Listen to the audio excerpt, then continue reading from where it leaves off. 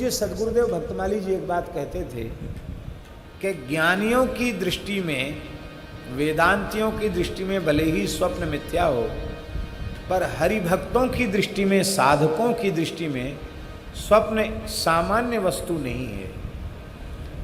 स्वप्न एक बहुत बड़ा विज्ञान है। पूज्य महाराज जी कहते थे, क्या है स्वप्न? स्वप्न साधक के अंतःकरण का दर्पण है। लोग खूब सेवा करते हैं, खूब नाम जप भी करते हैं, माला भी फेरते हैं, कथा भी सुनते हैं, पर स्वप्न में जो चीज नहीं दिखनी चाहिए वो चीज उनको दिखती है। साधन में कमी नहीं है, प्रातः काल से लेकर रात्रि पर्यंत कुछ न कुछ अच्छे काम में लगे हैं, पर सो गए तो ऊट पटांग दृश्य जो किसी प्रेमी, अनुरागी, ज्ञानी भक्त के अंतःकरण में जो भाव नहीं आने चाहिए वे भाव आते हैं, क्योंकि ये मन ही तो सृष्टि करता है ना। यज्ञाग्रतो दूर मुदयित देवन तदु सुप्तस्य तथैवैति दूरंग मन ज्योति खान ज्योतिरे कंतन में मन शिव संकल्प मस्तु। सुप्तस्य तथैवैति, सोए हुए को ले जाता है मन, मन ही सृष्टि करता है।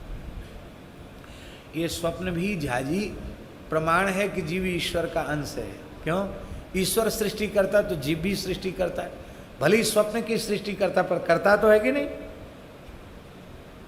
ईश्वर का अंश है, सृष्टि की सामर्थ्य। इसलिए न तत्र रथा न रथ योगा न पंथा, उपनिषद में लिखा है। वहां रथ नहीं है, घोड़े नहीं है, सारथी नहीं है, मार्ग नहीं है, पर वह जीवात्मा स्वयं ही सब कुछ बन जाता है। ये स्वप्न विज्ञान। तो हम साधन कर रहे हैं, पर यदि हमारे चित्त पर तमोगुण के संस्कार बने हुए हैं, विषय के संस्कार बने हुए हैं, वासना के संस्कार बने हुए हैं, तो साधन व्यर्थ तो नहीं है। और तीव्र गति से साधन में लगने की आवश्यकता है। तब यह समझना चाहिए कि निश्चित अभी हमारे मन की अवस्था ठीक हुई नहीं है। बहुत से लोग ऐसे हैं, खूब कथा सुनेंगे, सत्संग सुनेंगे, मोबाइल में फिल्म देखेंगे, सिनेमा देखेंगे। कहाँ से तुम्हारा दिमाग ठीक होगा भाई? अभी हमारे यहीं की घटना है। एक साधु वेशधारी पुरुष अपने मोबाइल में सिनेमा देख रहे थे। देखते देखते वो सो गए और किसी व्यक्ति ने उनका मोबाइल जैसी आराम कर लिया, कृष्ण लीला कर ली। इस दृष्टि से कि वे पूछेंगे तो फिर एक बार महाराज जी के सामने बात जाएगी कि इस मोबाइल की आपको क्या आवश्यकता पड़ गई। सुनने की बात है तो बहुत छोटे से छोटे मोबाइल जो 1000-1500 का आता, उससे काम चल सकता है। इस महंगे मोबाइल की आपको क्या जरूरत पड़ गई? लेकिन वो दूसरा मोबाइल आ गया उनके पास। पैसा की तो कमी है नहीं, दान दक्षिणा देने वाले लोग बहुत हैं। तो हम कहते हैं फिर आप नाम जप करो, तिलक लगाओ, कथा सुनो, आपको क्या दृश्य दिखेगा? आप सिनेमा देखना नहीं छोड़ रहे हो, आपको क्या अनुभूति होगी? अपने अंतःकरण को टटोलो, हमारा मन कैसा है? भैया जी सब मन का खेल है। मन के हारे हार है, मन के जीते जीते।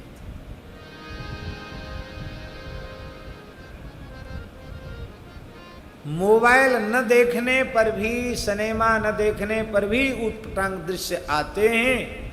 क्यों आते हैं? ये दिखाने के लिए आते हैं कि अभी तुम अपने साधन पर अहंकार मत करो, अभी तुम्हारी भीतरी हालत क्या है वो ये है। फिर जब तमोगुण के संस्कार भजन करते करते कम होते हैं, तब रजोगुण प्रधान दृश्य दिखते हैं। फिर रजोगुण के संस्कार भी जब साधन करते करते कम होते हैं, तब फिर सात्विक दृश्य दिखते हैं। तीर्थ का, धाम का दर्शन, सरयू जी का, अयोध्या जी का, गंगा जी का, यमुना जी का दर्शन, ऋषि मुनि महात्माओं का दर्शन, देवी देवताओं का दर्शन, ये सात्विक जब चित्त की अवस्था हो जाती है, माने रजोगुण तमोगुण जब मिट जाता है और सत्व गुण में साधक भजन के द्वारा प्रतिष्ठित हो जाता है, तब ऐसे स्वप्न आते हैं। और जब हरिगुरु संतों की कृपा से वह गुणातीत अवस्था की ओर बढ़ता है, तब फिर नित्य सिद्ध रसिक आचार्य चरण दर्शन देते हैं, फिर नित्य विहार की लीला का दर्शन होता है। पर स्वप्न और जागृत दो नहीं रह जाते, स्वप्न भी स्वप्न नहीं रह जाता है। हम आपको क्या कहें, स्वप्न स्वप्न नहीं हुए, महापुरुषों के स्वप्न स्वप्न नहीं रहे।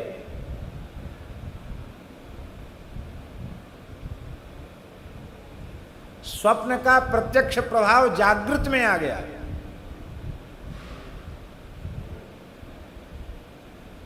एक महात्मा के मन में व्याकुलता हुई, आपको सुन के हंसी आएगी, हंसो, हंसी आए तो आओ, कोई बात नहीं। उनके मन में व्याकुलता हुई कि इतना माला फेरते हैं, ठाकुर जी से रो रो के कहते हैं, कभी ठाकुर जी ने स्वप्न में भी दर्शन नहीं दिया। प्रेमी महात्मा।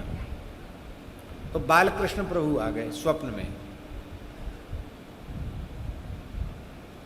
बाबा तू बहुत रोवे, ले मैं आ गया, कहा चाहे कि आपने बड़ी कृपा की, दर्शन दिया, कुछ नहीं चाहता हूं, अपनी कोई बाल लीला दिखाओ। क्या कहा? भैया जी बरसाने की घटनाएं सत्य घटनाएं, हम जानकर भी संत का नाम नहीं ले रहे हैं, मर्यादा नहीं है इसलिए। तो बोले लाल जी दर्शन दिए तो लीला दिखाओ। तो बालकृष्ण थे, नितंग नंगे ठाड़े, खाली जूड़ा बंधा हुआ और उसमें पुष्प गुच्छे हुए, पुष्प से श्रृंगार, कमर में कोंदनी, और आज हरि देखेरी नंगम नंगा, नंगा ठाकुर जी खड़े। तो ठाकुर जी ने अपनी तुत्ती पकड़ी और खड़े खड़े मूतना शुरू किया, बोलो भक्त वत्सल भगवान की। छोटे बच्चे मूतते हैं ना, हाँ, और फिर अपना पुरुषार्थ भी दिखाते हैं, किसकी धार कितनी आगे जाए, ताकत भी लगाते हैं। तो ठाकुर जी ने ऐसी विचित्र लीला दिखाई। अब वो महात्मा स्वप्न में सो रहे, और उनकी ठीक छाती पर गरम गरम कृपा कर दी। हंसने की बात नहीं है, सच्ची बात है। महीना डेढ़ महीने तक वक्षस्थल की सुगंध नहीं गई, पूरे कमरे की सुगंध नहीं गई, छाती गीली हो गई, वस्त्र गीला हो गया, आसन गीला हो गया। उन महात्मा ने अपनी अनुभूति पूज्य मोटे गणेश जी वाले महाराज जी को सुनाई। बोले हाँ ऐसा होता। अब बताओ स्वप्न सत्य है कि झूठा, बोलो। दिखे तो स्वप्न में, पर उसकी अनुभूति प्रत्यक्ष में हुई, और उसकी अनुभूति महीनों तक उस कोठरी में बनी रही, एक विलक्षण प्रकार की सुगंध। तो जब ऐसी अवस्था होती है तो श्री ठाकुर जी अपनी मधुर लीलाओं का दर्शन कराते हैं, और स्वप्न में जो कुछ कहते हैं वो एकदम सत्य होता है। स्वप्न स्वप्न नहीं रह जाता है, स्वप्न प्रत्यक्ष हो जाता है। हम आपको क्या कहें, स्वप्न कैसे प्रत्यक्ष होता है? बरसाने में गहुवर वन में पूज्य गुरुदेव भक्तमाली जी की कथा चल रही थी। दास विद्यार्थी जीवन में छोटी अवस्था थी, हम साथ में थे।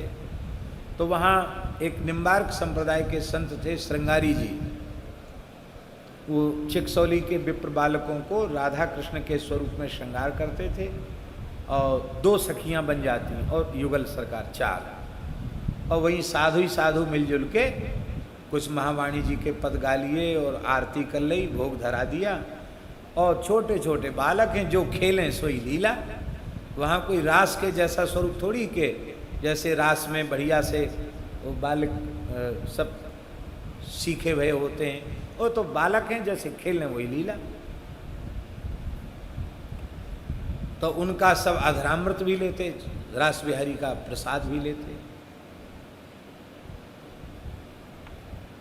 पूज्य गुरुदेव भक्तमाली जी भी बड़े भाव से लेते थे, पर हम थोड़ा किनारे हो जाते थे प्रसाद लेते समय। हमारे मन में आता ब्रजवासी बालक हैं, भले ही ब्राह्मण हैं तो क्या इनका जनेऊ थोड़ी हुआ है। हम तो जनेऊ पहनते हैं, संध्या करते हैं, गायत्री जपते हैं, इनमें कहा आचार विचार, इनका जूठन क्या खाना, ऐसे मन में भाव था। रास विहारी के प्रति भाव नहीं था, जैसा होना चाहिए। दंडोत प्रणाम करते थे, लेकिन इनका प्रसाद श्रद्धा से लें ये भाव नहीं था। महाराज जी का अभ्यास ऐसा था कि महाराज जी कभी कुछ कहते नहीं थे। अंतर्यामी तो महाराज जी थे, साक्षात भगवान, उनके अंतर्यामी तुम्हें कहाँ कमी, पर वो कुछ कहते नहीं। और प्रसाद बटता जरूर था, श्रृंगार भोग धराते, फिर बटता, हम किनारे हो जाते।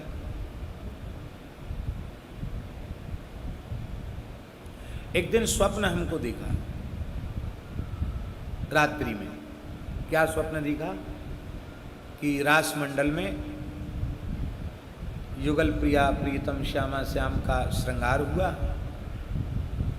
और वहाँ हारमोनियम बज रही है, तबला बज रहा है और कुछ पद हो रहे हैं और ठाकुर जी खेल रहे हैं। श्री जी ठाकुर जी ऐसे बहुत छोटे छोटे स्वरूप थे। श्री जी तो हम समझते हैं कि ज़्यादा से ज़्यादा 5-6 वर्ष की होंगे और लाल जी होंगे 8 वर्ष के या 9 वर्ष के भी हो सकते हैं, लाल जी थोड़े बड़े, और किशोरी जी 6-7 वर्ष की, लाल जी 9 वर्ष के होंगे, इतने खेल रहे। अब ब्रजवासी स्वरूप बालक ना, कोई यात्री परदेसी भेंट चढ़ावे तो उठा के अपने हाथ में ले लें। ठाकुर जी छोटे छोटे ठाकुर जी दक्षिणा हाथ में ले लें, और संत लोग देख के खूब प्रसन्न होते थे। वहाँ को ये थोड़ी रास वाली के उनको बता दिया जाए कि भैया भेंट उठाई नहीं जाती, आप ठाकुर जी हो। तो स्वप्न में क्या दिखा कि ठाकुर जी खेल रहे हैं और खेलते खेलते जहाँ राजा रामदास जी विराजते हैं अभी भी जिस कुटिया में, महाराज जी का उसी कुटिया में आसन था। तो ठाकुर जी श्री जी दौड़ते, पहले आगे ठाकुर जी हैं, पीछे पीछे श्री जी हैं, दौड़ते हुए आए और महाराज जी चौकी पर बैठे हैं भीतर, और उछल के अपने आप युगल सरकार दाहिनी जंघा पर श्री ठाकुर जी बैठ गए और बाईं जंघा पर श्री प्रिया जी बैठ गई। और जब बैठ गए तो महाराज जी बहुत भाव विवल हो गए। उन्होंने जैसे कोई रंक को महानिधि मिल जाए, महाराज जी ने ऐसे अंक में भर लिया युगल सरकार को। और वहाँ रहने वाले सब संत दौड़े हुए आए पीछे पीछे। अकस्मात ये लीला हुई, बोले ठाकुर जी को भोग लगाओ, भोग लगाओ, महाराज जी के हाथ से कुछ ठाकुर जी को भोग लगाओ। तो वहाँ कमरे में केला थे, केला ही सबसे सस्ता और सुलभ फल होता है, केला थे। तो केला तुरंत महाराज जी ने अपने केला दिए कमंडल के जल से धो के, और महाराज जी ने केला ऐसे छील के प्रेम से प्रिया जी को, लाल जी को भोग लगाया। अब शाम का समय है भैया जी, माने स्वप्न की बात है, और हम स्वप्न में देख रहे हैं कि बाहर जो चौतरा है, एक धौ के वृक्ष के नीचे बैठ के हम सायं संध्या कर रहे हैं। संध्या हो गई है, गायत्री जप कर रहे हैं। तो ठाकुर जी कूदे गुरुदेव के गोद से, और पीछे से श्री जी कूदी, और आके ठाकुर जी कह रहे हैं हमसे, ए बाबा माला काय को फेर रहो, ले मोनी बन के बैठो, केरा खा ले, केरा खा ले। तो मैंने ऐसे माला दिखाई सपने में कि माला जप रहा हूँ, खा नहीं सकता, बोल नहीं सकता। तो श्री जी पीछे से खड़ी, आके पीछे खड़ी हो गई, ठाकुर जी से कह रही हैं, ए ये भजन कर रहे हो या भजन करन दे हो, काय कुछ छेड़ रहे हो, नहीं नहीं केरा खाएगो, केरा खाएगो। और जबरदस्ती उन्होंने मुख में केला दे दिया, और श्री जी बड़ी खुश हुई, उन्होंने भी, वो भी एक केला ली थी, पाते पाते उन्होंने भी केला दी। इस स्वप्न की लीला है, हमको बड़ा आनंद हुआ। इस स्वप्न की लीला देख के मन में बहुत आनंद हुआ। अब मन में सोचे कि महाराज जी को सुनाएंगे, लेकिन अवसर नहीं मिला। कोई ना कोई महाराज जी के पास, ऊपर दिन में कथा, महाराज जी कथा में बैठ गए। तो ऐसी चीज अवसर देख करके ही निवेदन करनी चाहिए। हमने सोचा अब दिन में तो सुना नहीं पाए, रात में महाराज जी की चरण सेवा करते हुए सुनाएंगे। कैसा सपन दिखा, मन में सोचा। 2 समय कथा होती थी महाराज जी की, 2 टाइम कथा होती थी। अब शाम को कथा 5 बजे पूरी हो गई और महाराज जी तो कोठरी में चले गए। हम स्नान करके बाहर संध्योपासन के लिए बैठ गए और वही लीला जो स्वप्न में हुई थी, वैसी ही पोशाक, वैसे ही ठाकुर जी, वही श्री जी, वही सखियां, वो पूरी की पूरी लीला स्वप्न में महाराज जी से बिना कहे सत्य हो गई। ठाकुर जी दौड़ के आए और हम ऐसे देख रहे हैं और महाराज जी की अंक में उसी झांकी में दर्शन, और ठाकुर जी को महाराज जी से, किशोरी जी को ठाकुर जी को भोग लगा रहे हैं और ठाकुर जी, अब हम देख रहे हैं, मैंने कह रही सपने की बात सच्ची हो रही है। और ठाकुर जी कूदे और कूद करके आए, आकर हे बाबा केरा खा ले केरा। मैंने माला दिखाई, जबरदस्ती मुंह में दे दिया। किशोरी जी ने मने किया फिर भी नहीं माने, फिर मुख में दे दिया। तो वही दृश्य ऐसी ठाकुर जी श्री जी ने दिया, हमको जब तो भूल गया और हम एकदम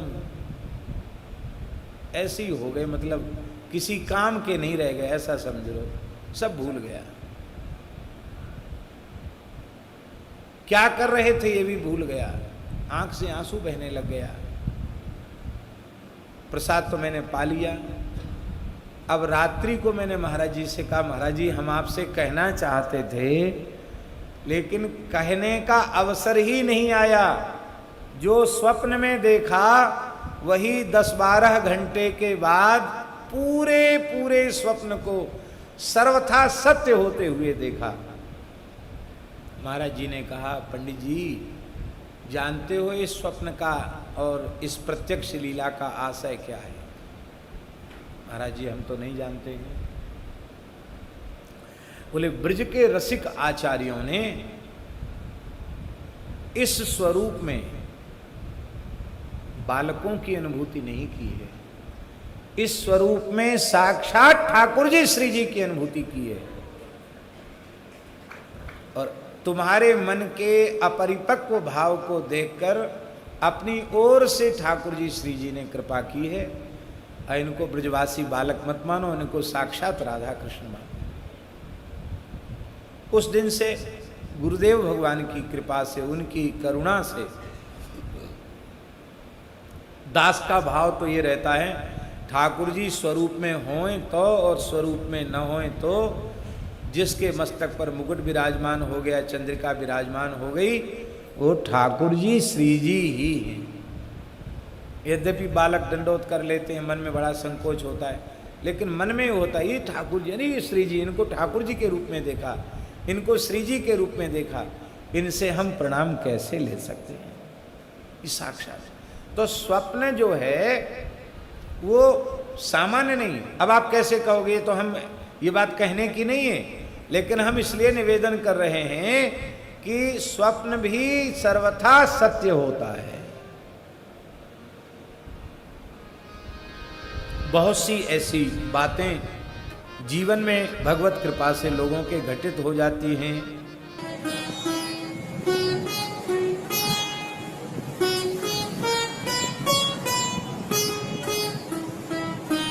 श्री सीताराम प्रतिदिन सत्संग एवं दर्शन के लिए श्री महाराज जी के ऑफिशियल चैनल को जरूर सब्सक्राइब करें।